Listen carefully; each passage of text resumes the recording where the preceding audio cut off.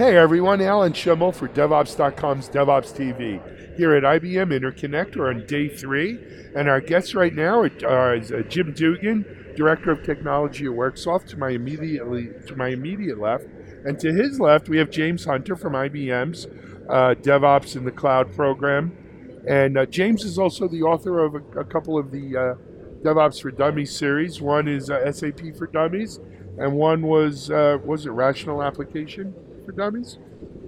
We tried, James. I read well at the very least. Anyway, gentlemen, welcome. Wanted to talk today about an interesting situation I ran into in Houston a few weeks back when I was speaking at an IT leadership forum around DevOps, and I was talking about, it was actually called DevOps or Die, why you must lead the transformation in your organization. And what I realized in talking to a bunch of these CIOs and DevOps leaders was that for many organizations, as much as we think software is eating the world, they don't really do a lot of software development. They were consumers of software, like COTS software, the commercial off-the-shelf software. They were consumers of SaaS-based software, but they weren't developing their own software in the sense we usually talk about when we talk about dev and ops and DevOps. And Jim, this is something you guys, deal with a lot. And I don't think the DevOps community, including DevOps.com, has paid enough attention to that segment. And it's a large segment of the audience. Sure, and the thing to keep in mind about this is there's still plenty of innovation and development going on. It's not just software. It's innovation in business process. It's change in being able to address market demand. It's the work that needs to be done in order to ensure that those applications support those end users for whatever that organization needs to do. In energy, it might be transportation or choosing where to drill or any of those type of things, right? So there's still plenty of, especially the operations part, but real innovation going on as well, even if we're talking about packaged applications supporting end users. Yep.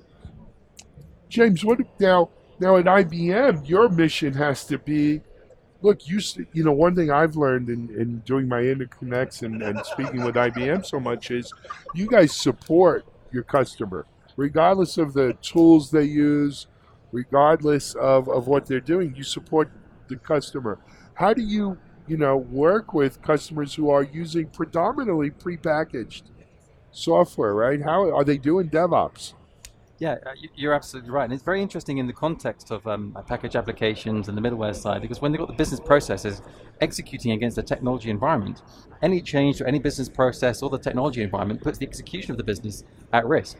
So DevOps becomes even more perhaps critical than ever before because it dynamically affects the business. So that means we've got to start getting the business owners and the business stakeholders involved in that DevOps approach to delivery, being able to mitigate business process risk very early in the life cycle, using the same approach and the same techniques as the integration team do a little bit later on, or perhaps they're doing some custom development or the deployment as well. So we'd look to try to apply the same principles of DevOps within a development and operations environment right from the very beginning with the business owners and stakeholders as well. Excellent. So Jim, first of all, I don't know if our audience is, and forgive me, I think I did say you were from Worksoft, but can you give our audience just a little background, what Worksoft does? And We would say we do two things. We do automatic business process discovery and we do business process testing. What we're really doing is helping customers ensure that the applications that they depend on and the business processes that they execute every day to achieve business outcomes are working. We get right down to it. We make sure all the applications that they need are going to function as they expect. Excellent. And now you partner with IBM. Obviously, you're here. What's the nature of the partnership? It has several fronts. There's a software relationship involved where obviously we have complementary technology to IBM. We're happy to be involved there. And there's a services relationship involved. IBM's customers can benefit from our technology. We benefit from IBM's breadth and reach. And we've been working together really for quite some time in those capacities. Yes. Have you? And James, again, you kind of take your customers as you find them. These kinds of relationships, it's, I think one of the special sauces, if you will, of what you guys are doing over at IBM is fair enough to say that, or? Yeah, absolutely. So one of the challenges for any organization that's going through any change, particularly business process change or application change, is that they can't get all of the elements of what they need to achieve and execute on the DevOps approach from just one particular area. So IBM's in a unique position to be able to have that platform, have the breadth that Jim was talking about a moment ago, and bring together the elements that actually provide a contributive solution, right from the business stakeholders all the way through development operations as well. So yeah, you're absolutely right. Absolutely. So, guys, we're in day 3 of InterConnect 2017, and this is also the 3rd year of InterConnect. What kind of themes, what stood out for you this year? So the big things, of course, are cloud and cognitive, which is everywhere. We yesterday had the keynote from our track, and we were talking about the applicability of quality throughout the DevOps approaches within cloud, different types of cloud projects, within different cognitive approaches, but using cognitive to augment quality throughout the delivery of a DevOps approach, as well as testing against cognitive approaches. So cloud and cognitive, and how quality is an essential part of all of the different types of projects really stood out for me. I would second that wholeheartedly. Also, just from a personal experience standpoint, we've been right in the center of the process teams. So we've gotten exposure to BPM in a way that we might not have traditionally seen from our traditional market. That's been a great education exercise, and it's fun to see the technologies there as well. So, absolutely. For people out there who maybe weren't here this year, maybe they'd like to go next year. What's the single biggest reason they should consider coming to InterConnect in 2018? So, gosh, because coming up with one reason is pretty difficult. I suppose the education around what's happening in the market and the practical applications that can help organizations achieve their goals, reduce the time, reduce the cost, and help practitioners to deliver what they need better. It's the only place we can get that information in concise form in a number of days. Sure.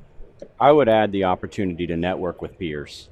That's where it is for me. It's been amazing to talk not only with other vendors that are in complementary spaces, but also the huge range of customers here. So, I get it. So, this is going to be edited out. All right. So, let me just put in my 2 cents. One of the things, and again, this is my 3rd interop as well. What I love to see is not the revolutionary, because very little is revolutionary. What I love to see is the evolutionary. And what I see in the evolutionary is we start with DevOps as a relatively new technology 3 years ago. And last year we saw this IBM Bluemix Garage. And then we see this year sort of partners and additional services being added on to that, and how it's a fabric almost that gets stitched together. Right before you came on, we had a fellow from the IBM DevOps and for the enterprise, from the System Z team, talking about a scaling